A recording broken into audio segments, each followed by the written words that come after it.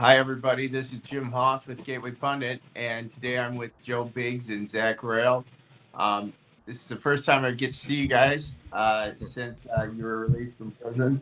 First time I've interviewed you, and so it's very nice to see you outside of prison, and so happy for you that you're back home.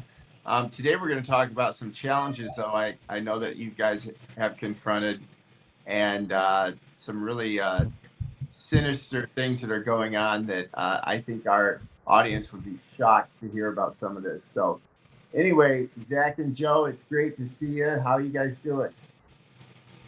I'm Pretty doing okay. good. Thanks for having us. Yeah, yeah. This is something else. So, you've been out now for has it been 2 or 3 months? Two and a half, Two three. 2 months. Yeah, 2.5. And so uh, a lot of people think that just because you're released from prison, everything's hunky dory and things go back to normal, and your life has just taken on where you left off. And you're finding that certainly is not the case. So today we're going to talk a little bit about that.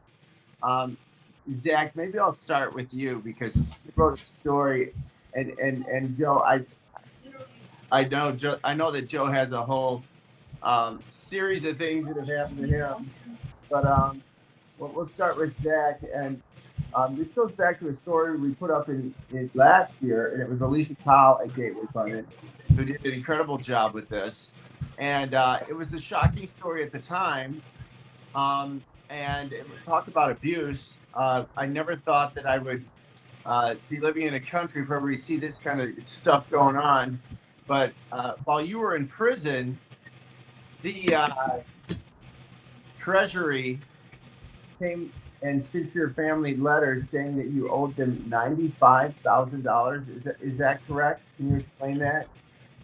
Yeah. Well, the number realistically isn't correct, but that's the number that they tried extorting from us. Essentially, I was receiving military VA benefits, disability payments from the VA, and sometime after our arrest, they decided that they were going to cut my military benefits off, and right before they charged us with seditious conspiracy, they decided that the date from January 5th on um, gives them the right to reacquire any of the money that was dispersed to me. So for about a year and a half, I was receiving, my benefits that I earned, and I was like I said, I was receiving them. I was in prison at the time though, but um, they end up cut my benefits off, and then when I was convicted of it, they they basically rushed through the collection process. We put in a hardship request to stop the basically the collection of it because we didn't have any money. I was in jail for 3 years at this point, and it was immediately denied, and we appealed immediately, and the government just ignored the appeal, and then they sent it right over to the Treasury, and the Treasury demanded immediate payment for it, and originally the debt was about 70,000, and it wasn't a debt technically, but that's what they're asking. But once they moved it over to the Treasury, 2 weeks later, it just inflated to 95,000 out of nowhere, and nobody can explain where the extra 20, 30,000 came from, but we assume it was interest. And honestly, I think that they were just trying to inflate the number so they could put a lien on my house. Because at the end of the day, the number one thing that they were trying to do to us while we were in prison was try to financially break us, and they were doing it through our families. They threatened me in the early days when I was first arrested. I spoke that basically the government spoke to me through my attorney, and they said that if I didn't um, cooperate with them, then they were basically going to go after my family in so many words.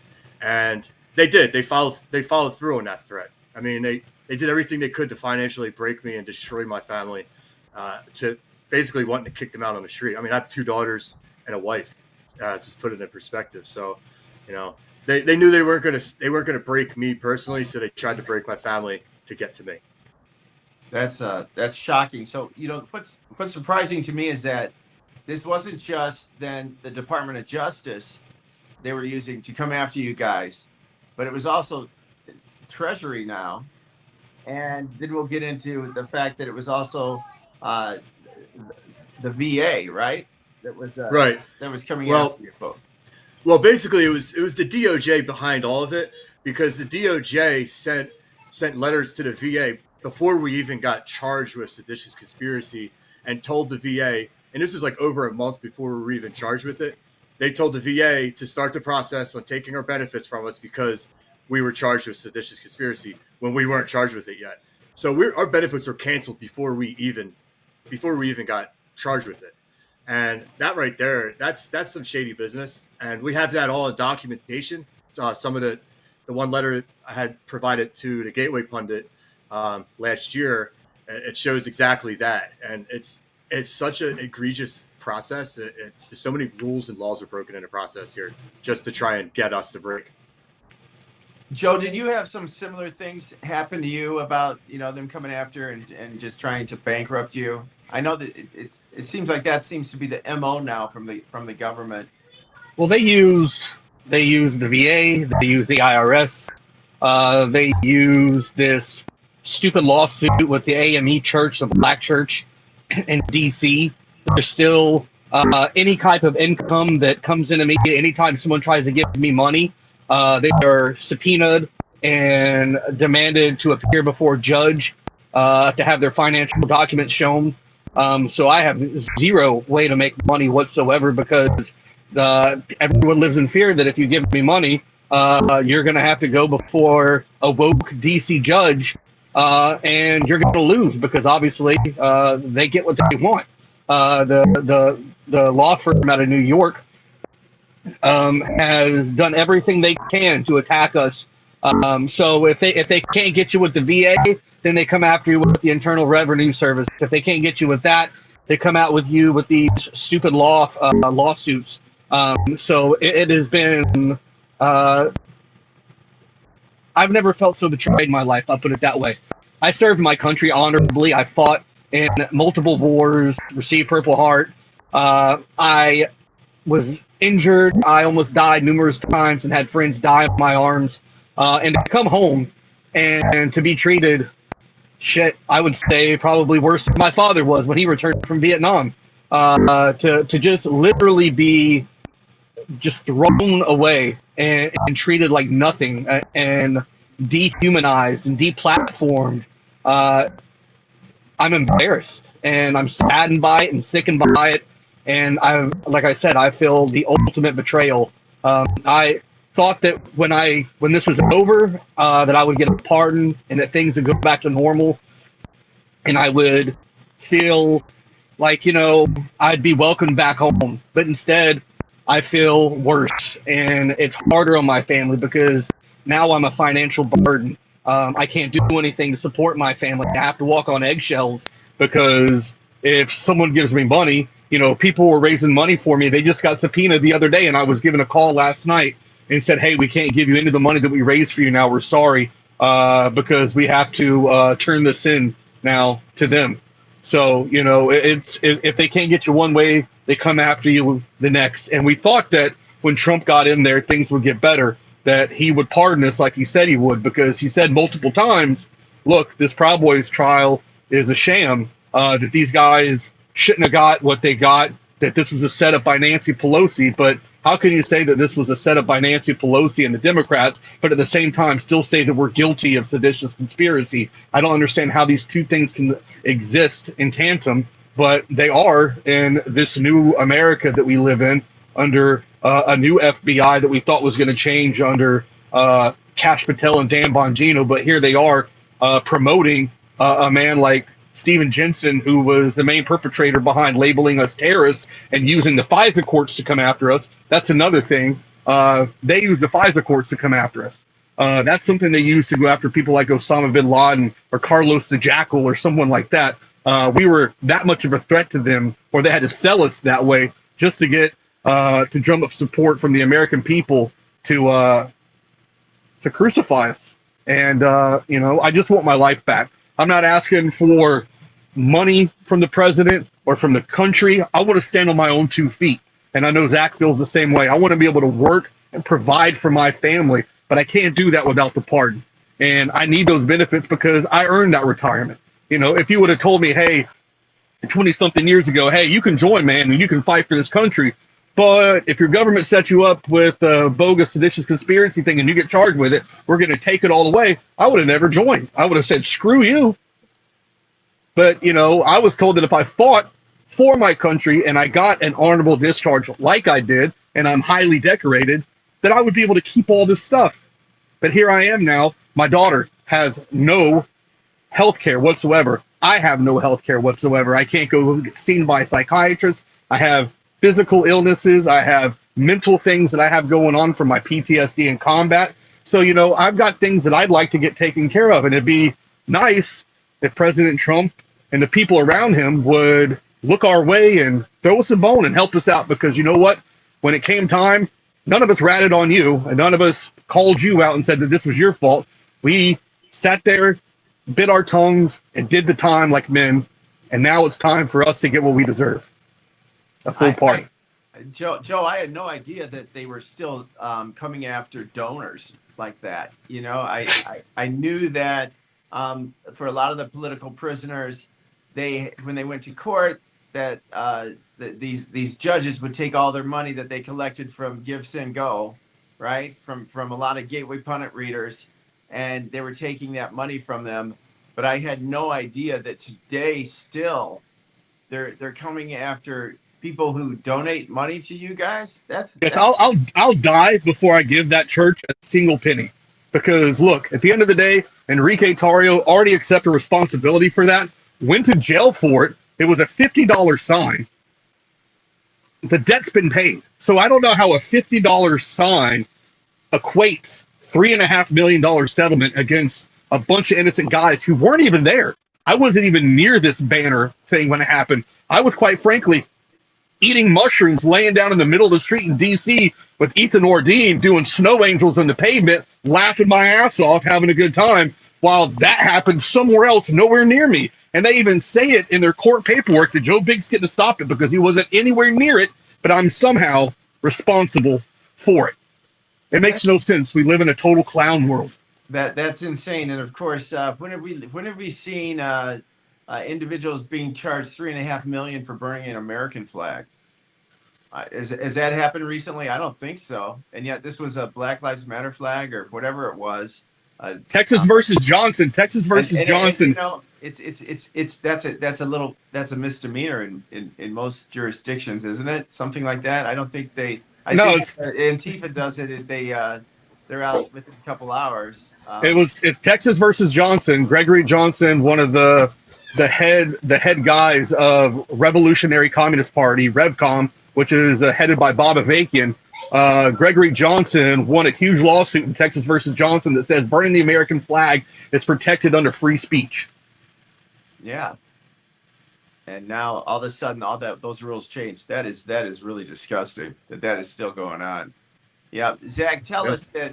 So you got that $95,000 that your family, they're harassing your family just like Joe, and they have to come up with some money. I can't imagine the stress, because you guys are already hurting and you're in prison. I don't think most people out there, and hopefully most of us will never have to live through something like this, but to know that your family's suffering on the outside while you can do nothing and you're stuck inside a prison for being set up in a courtroom. How was that? And then how was this resolved? I mean, I think Joe hit it on the head pretty well. I mean, the one way this is resolved is the pardon. I mean, my military benefits aren't the only thing affected by this whole thing. Like I got 2 degrees, I got 7 professional licenses, and basically I spent most 15 years trying to get my career on track to a field that I was, looking to open a business up in. And like I said, these 7 professional licenses I have, they're all null and void right now because of these bogus charges. So if I were to get I can't even start a business up in the field that I spent half my life trying to start up. And and that's unfortunate because a lot of people, they think like, all right, well, you're out. What are you complaining about? Go get a job. And it's just like, cool. Well, like I said, I spent 15 years working towards this career path, and my licenses are all worthless, all because of these bogus charges. So a pardon would not only restore my benefits that I deserve to have, it'll also restore my licenses to where I can then open up a company and work on my own. Like I don't even want to try and work for any of these woke companies. Who wants to work for Bank of America, for example? It's all woke stuff, but like I was opening up my own company prior to being arrested. I actually did open it, and then I got arrested. So that threw that whole dream out the window. But I'd like to get started back on that, and 1,500 other people had the opportunity to get their lives back on track. And for some reason, 12 of us or 14 of us or whatever, were treated differently. And I just don't understand why, So all I ask is I hope somebody sees this and has an in with the president and can get in his ear a little bit. Just be like, hey, help these guys out. They want to go back to being law-abiding, tax-paying citizens. And right now they're not able to do that. Look, I'm the kind of guy that wears my heart on my sleeve. I'm an emotional guy. I'm not afraid to express how I feel. I don't bottle stuff up. I'm black and white, man. I'm easy to read. If I'm pissed off, I'm going to say I'm pissed off. If I'm in a good mood, you're going to know I'm in a good mood. When the Panthers won the Stanley Cup, even in prison, I was running around screaming and dancing. That's the kind of guy I am. And when I came home, I knew I'd lost my benefits. I knew it. But I still went to the VA thinking that the VA would help me because I was having issues. I couldn't sleep. I'm super depressed.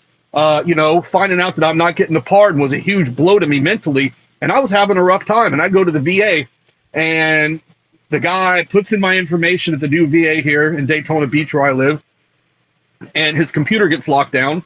The security guards show up, and I'm asked to leave. And I'm told if I don't leave the premises, they're going to call the police on me.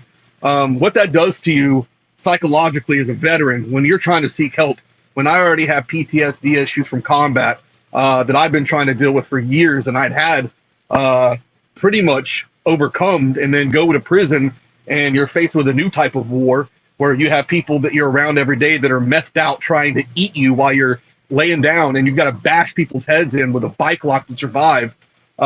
People don't understand just how bad it is in a place like that. And yeah, I've got issues, and I'd like to be able to go and go to the VA and work those issues out. I can't even take my daughter on a field trip. I can't be a chaperone because I can't pass a background check. I can't even go on school premises to pick up my daughter because of my multi-felon terrorism background that I now have, because like the president admitted, it was a setup by Nancy Pelosi, and Nancy Pelosi even admitted to it. So I don't understand why it is that we have to suffer more, and I'm sick and tired of people saying, oh, just be patient. Be patient. Well, what the hell do you think I just did for the last 4 years? I sat in solitary confinement for 2 years. Trust me, I epitomize patience. To sit there for 2 years straight and not lose your mind and not kill yourself, that takes a lot. And I've overcome a lot, and I know Zach has overcome a lot, and his family's overcome a lot, and he's a great American hero, and we deserve to have our lives back. And I'm sick and tired of being told to be patient, like my life is a game. Let me get my life back so I can move on. That's all I want. Absolutely. Yeah. Is there any progress in that respect? Is the government moving at all to, because I know that some of the Oath Keepers feel the same way, who were in the same boat you guys are. You haven't heard anything about that. It just kind of left you out there with this. Well, I've been working like vigorously to try and get some type of movement on this. I base pretty much every lawyer I talked to, nobody wanted to do anything. They were just hearing bad news. You just gotta wait. Same thing Joe was saying: be patient, be patient. So I basically ended up convincing one of these lawyers to submit a motion for us to dismiss the case based on prosecutorial misconduct and malicious prosecution and things of that nature. And well, it ends up getting filed at the DC court back with Judge Kelly, and the government, on the last day that they could respond, enters an appearance from the person who was in charge of all the lawyers, the prosecutors of the lawyers during our trial, Valentine or whatever. She Jocelyn Valentine. That's the name, yeah. So Yeah, she was like the supervisor for all the prosecuting attorneys, and talk about a corrupt individual. You know, she jumps in. Yeah, so she jumps in the last day that they're able to reply to our motion, and basically tells the judge to ignore the motion. You know, it's filed in her own court, and that they didn't commit any misconduct at all. And it was just like, wow, you didn't commit any misconduct. Well, I guess that settles it then. You know, it was just ignore all this massive mountain of evidence that shows that they committed exactly. Yeah, we were just raped by the government, and what does the government do? They go, no, we didn't rape you. Bye. It's like, yeah, basically, okay. Yeah. Well, at least it's on record now. You know. Yeah, they can't absolutely. hide that, and I think there's a lot of facts out there that Americans don't know about that you guys know about. And I know some of the facts. And I think when that truth comes out, you know, they're on record for lying to the American public. And I'm just going to say that right now because I've seen enough evidence to see that you guys were railroaded and thrown in prison and were innocent men.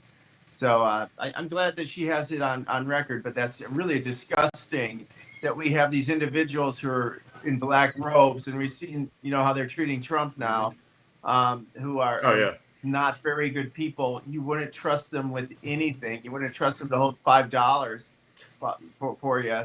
And now they're making these rules about your life. I mean, when they know that you're innocent, that Valentine must know that you're innocent from all the evidence. And that story comes for another day, but that's pretty shocking. Did that happen after you were released? Yeah, that happened. That happened literally recently. I want to say about 4 weeks ago. Yeah, about 2 weeks ago, they submitted their response. We obviously replied to their response too. But yeah, so I mean, there's still other things in the work that we're trying to work on, but it's a complete uphill battle because you know, the DOJ is still filled with a bunch of swamp creatures, essentially. You know, I mean, the swamp is really deep, and you know, we're learning that right now. You know, even though, you know, Trump did put some good people in place, there's still a lot of people that don't want to make any noise, and they still want to blame us for what we didn't even do. You know, what you know what I mean? And that's the most frustrating part. I mean, I think I just watched a video the other day. I forget the guy's name, but it was somebody who was working in the intelligence community, and he was being interviewed by a representative from Congress, and they admitted that there was law enforcement assets that were agitating the crowd and committing violence that day, and led the charge on a lot of things that happened on January 6th. And I'm like, just the fact that that's somebody from our intelligence community saying this on record in Congress, you know, we should have been pardoned immediately. But the fact that we're still sitting here, it's just like, what is going on? Like, what? How long do we got to wait? I just don't understand. You know, right? That was Joe Kent yesterday when he was testifying before Congress. And he has a new intel position. The lead prosecutor, Jason McCullough, even told my lawyer and I believe Ethan's lawyer that he knew that they had no chance to win this trial unless it was held in D.C. because they knew if they could keep it in D.C., they could control the narrative and they could control the type of people that would be on the jury. The guy who led the jury was a trans rights activist. So, you know, that alone right there tells you that we had a snowball's chance in hell at anything. And then during the trial, the judge, Timothy Kelly, just let the government have whatever they want. And we couldn't even bring in exculpatory evidence that helped us out. He'd be like, oh, no, I don't see anything there. No. Oh, well, let's take this really stupid meme that was made on the internet. We'll put that on there. He says at the beginning of the trial that this is not a trial about the Proud Boys. This is a trial about the 5 individuals sitting here. But then in the entire trial, all we did was talk about random street fights that had happened across the country that the Proud Boys had been involved in, did not start, only ended when they were provoked and assaulted first.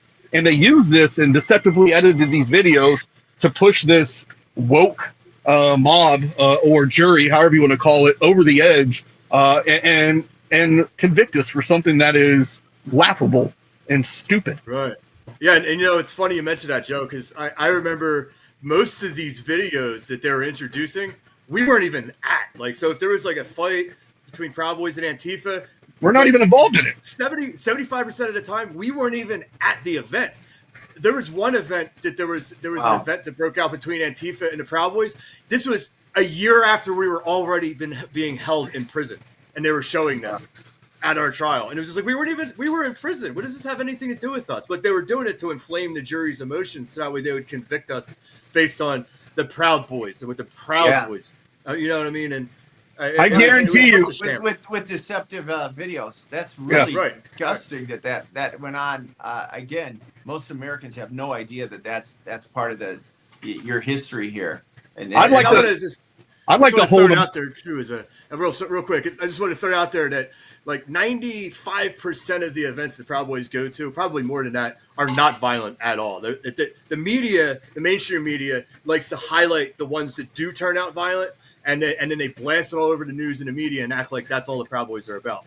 It's not like that. And the Proud Boys never attack. The Proud Boys always defended themselves from violent, radical left-wing extremists. That's it. And one other thing, and you've always been portrayed, this is of course planned, coordinated, or always portrayed, Proud Boys always portrayed as a bad guy. No matter how a situation develops, Proud Boys are always one to blame. Even though Antifa's already there burning stuff down or whatever they're doing, or starting fights or throwing rocks or whatever they're doing. But so that didn't help. And also the fact that Joe Biden's bringing up the Proud Boys during a debate with President Trump before the election. I mean, they were almost like it was planned. They were setting the table, and you guys had no idea what was about to befall you. Yeah, I mean, there were binders full of undercover agents during our trial that were brought. The FBI accidentally dropped their chat messages and stuff between their agents, where they're mocking us and plotting to take us down. We had actual FBI informants come and testify. Joe, say that again. Is that true? What you just said? Yeah. That they had binders and they were plotting against you. That was on January 6th? Yes. After. Yeah. Sorry. All of it. I mean, it was a menage. It was a hot tub of just BS and corruption. I mean, these guys have been plotting to take us out for a long, long time. And, they had agents there on January 6th, live texting the FBI headquarters, the FBI field office, going, barriers are down. Proud Boys didn't do it. We're moving up. Proud Boys aren't doing anything. They're not causing any violence. They're not breaking anything. And then what does the FBI then do? They bring this guy up, and then they completely just make him look like crap and discredit him and get everybody to laugh at him like he's some crazy guy. But the FBI had been writing these reports about this guy, this informant, saying, man, he's a hell of a undercover informant. He's trustworthy. He always gives us good intel. But then when it came time during the trial to get the conviction, they discredit this guy, throw him to the wolves, and make him look like, crap. But they had binders of men that were working to take us down. This whole thing was a setup. I want to have a mock trial televised, and I want to go back through all the evidence for the entire American people to see, for the world to see, and you would laugh at what was brought up to this trial. The things that they said, oh, look, we got him right here. These are Proud Boy challenge coins, or this is a T-shirt. And it's like, wow, dude, like really, this is the nail in the coffin, huh? I mean, there wasn't one thing that was ever shown during that trial where I was like, oh my God, like, we're screwed. Like the entire day I would leave and go, God, we're winning this, man. Were we not? We were all down there going like, man, we got this. The only thing we couldn't do is we couldn't read the jury. Yeah. Yeah. The jury that was so biased that 90% of them vote for Joe Biden. Yeah. So how are your families dealing with this? I hate to ask that, but I'm wondering.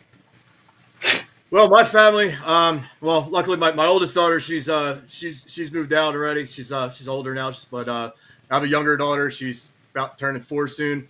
My wife, she's still with me. We're struggling right now. I mean, because we have literally no income and no way to make any money. We live in Philadelphia, which is a liberal cesspool. Even if I try to get a job, I'll be doxxed within days and fired, regardless of whether it's a right-wing company or a left-wing company. Because, I mean, the things that these left-wing extremists do when they dox you, they don't just share your job info. They're like hyenas. They get a whole bunch of them together, and they'll call hundreds of people a day nonstop over and over and over again. They'll clog the phone lines of the business, and then they'll harass them physically. They'll show up and protest, and it's too much for a small business to handle. And a lot of times, too much heat for a big business to handle. So, I mean, like I kind of have my hands tied right now. Like I can't do anything, and I couldn't even pick up and move if I wanted to because I don't have any money to do that. So it's we're together. We're close. I mean, my wife and kids stood by my side my whole incarceration, so they're not going to leave me now. But times are tough right now. Like I'm out. Like Joe said it. We're burdens now. We're not being fed 3 hots to the cots anymore. I mean, like we're home now. We gotta eat what's in the fridge, and that costs money that we don't really have. So. While we all love each other, it's tough. So that's where I'm at right now. What about you, Joe? Yeah, I mean, it's the same thing. I mean, my mom was basically forced into early retirement. The IRS was down her neck. She was forced to pay all this money out. They were threatening her with all kinds of stuff. So it hasn't been easy, So like I said, it's good to be home, but now that's an extra mouth to feed.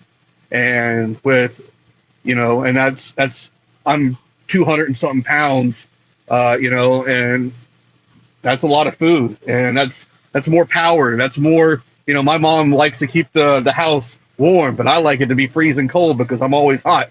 So, the cost of living is starting to go up now, and Savannah wants to be around more, but she wants me to take her to her school events, but I can't be there. I can't chaperone. I can't be around it. So she doesn't understand that, and it's creating a thing there because she doesn't know why her dad won't come to the school, and she doesn't understand that it's not that I don't want to, it's that I can't because my government has betrayed me and will not give me my life back.